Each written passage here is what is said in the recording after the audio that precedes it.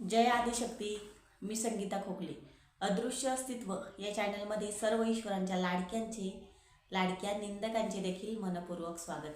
बंधू भगिनींनो, आजचा विषय असा आहे की आपल्या शरीरामध्ये वारी येत असतात, काही कालांतराने बंद होतात, मग कुणाचं म्हणणं असतं ती बांधलेली आहेत. तर या विषयावरती आजची चर्चा आहे की बांधलेली वारी मोकळी कशी करायची. व्हिडिओ शेवटपर्यंत पहा. बंधू भगिनींनो, तुम्ही जर माझ्या चॅनलमध्ये नवीन आला असाल तर माझ्या चॅनलला सबस्क्राईब जरूर करा आणि सबस्क्राईब केल्यानंतर घंटीचे बटन नक्की दाबा, कारण की सबस्क्राईब करायला तुमचे पैसे जात नाही बरं का. कारण की सबस्क्राईब केल्यानंतर नवनवीन माहिती आम्ही तुमच्यापर्यंत पोचवत असतो, ती माहिती सर्वात पहिले तुमच्यापर्यंत पोचते. म्हणून चॅनलला सबस्क्राईब करायचं आहे. बंधू आणि भगिनींनो, तर आपण जाणून घेणार आहोत की पहिले तर दैवी संचार का बरं बंद होतात. का शत्रूने बांधल्यावरतीच बंद होतात? तर नाही, त्याला अनेक कारणं असू शकतात.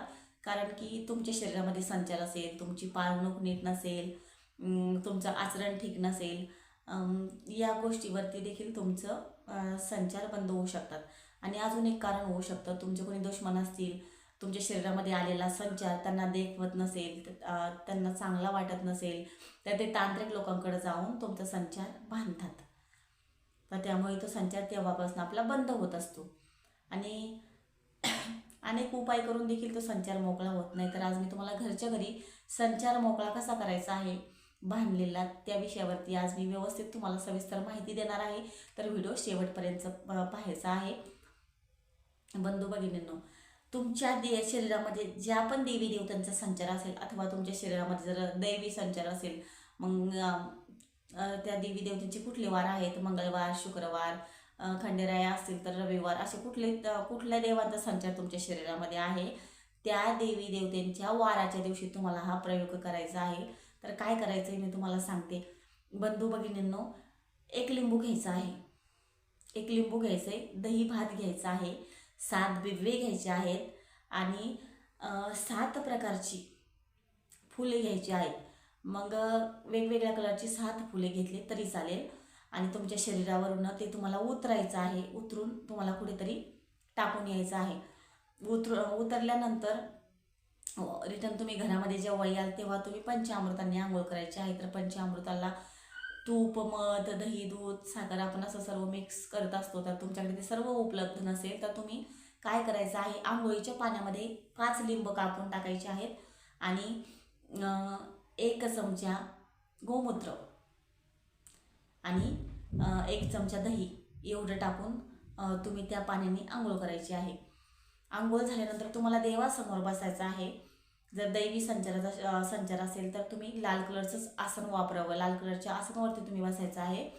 आसनावरती बसून समोर 3 अगरबत्त्या, 1 लिंबू समोर ठेवायचा आहे आणि त्या लिंबावरती कापूर जाळायचा आहे. आणि ज्या देवी देवतांचा तुमच्या शरीरामध्ये संचार आहे त्या आईच्या फोटोला देखील हळदी कुंकू व्हायचं आहे. आणि हळदी कुंकू वाहिल्यानंतर तुमच्या कंपाला देखील तुम्ही मलवट भरायचं आहे. आणि तिथे बसल्यानंतर जर काळूबाईचा संचार असेल तर काळूबाईच्या नावानं चांग भले, काळूबाईच्या नावानं चांग भले, काळूबाईच्या नावानं चांग भले असं म्हणायचं आहे.